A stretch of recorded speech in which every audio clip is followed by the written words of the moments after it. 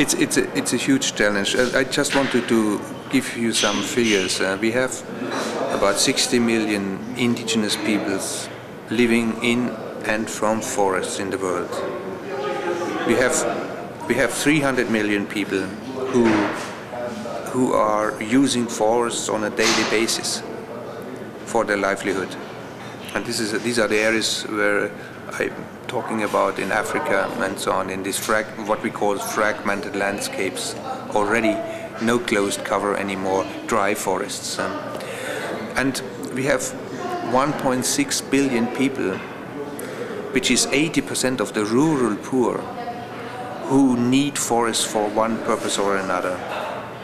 So we have to see the question of how to deal with indigenous peoples who are living in intact forests in perspective to what happens outside.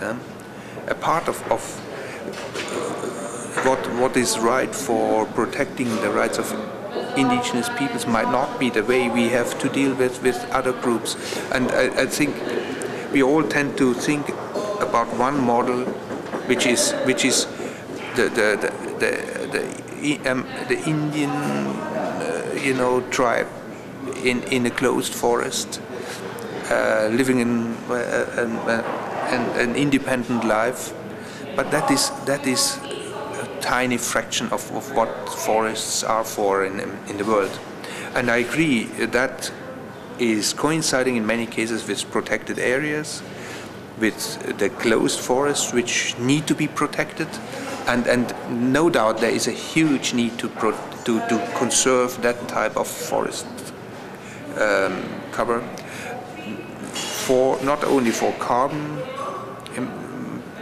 climate issues, but even more as important as that, for biodiversity reasons and so on. And if we look now what the political discussions or the policy discussions on REDD, we are talking basically about those forests who are still intact, the closed forests with a huge volume of carbon sequestered in these forests. And that was the idea, the basic idea behind the REDD concept. So we talk about closed forest canopies in Indonesia, in Africa, in the Congo Basin, and in Brazil. And the whole discussion on REDD was basically focusing on these three cases. And it's 8 to 15 countries in the world who have such forests. The rest is not falling under that category. We have, and the REDD concept is building on a case where we have high forest cover and accelerating deforestation rates, like in Brazil and the forest frontier and so on. And this is where the REDD concept, the incentives for not reducing or for reducing this deforestation rate has been developed for.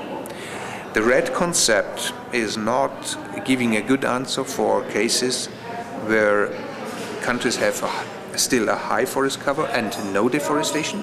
This is the case of Guyana, Suriname, Belize, parts of Brazil, parts of the Congo, parts of Indonesia, areas which might not be accessible and so on. So what is the financial incentives for those? Because nobody would touch these forests, and that we have to take care that we are not providing an incentive for deforestation, so that the payment can be generated from not deforesting it.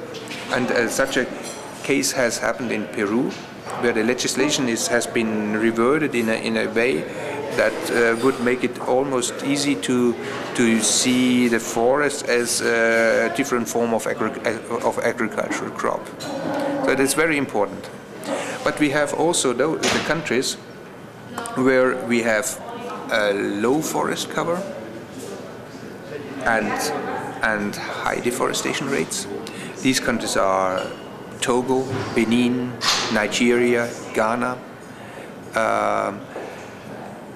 You know, the forest cover is already down to 20% of the potential forest cover, and still people use it, and population growth comes in, and people need this the remaining forest for their livelihoods. And this concept is for REDD not so interesting, because the volume of carbon we are talking about is too small, and the carbon resources are too fragmented in a landscape, so that the tools which we have, which is remote sensing and stratifying, you know, sample plots and so on, which only works in homogeneous forests. So you can detect forest cover changes quite easily. You have, in Nigeria, you have no means to use a satellite to easily detect changes in carbon stocks and so on. It's very difficult. But then you have also cases where you have low forest cover and no deforestation anymore, because the forest cover is so low that you wouldn't access mountain forests or something like that, because economically that's not very interesting.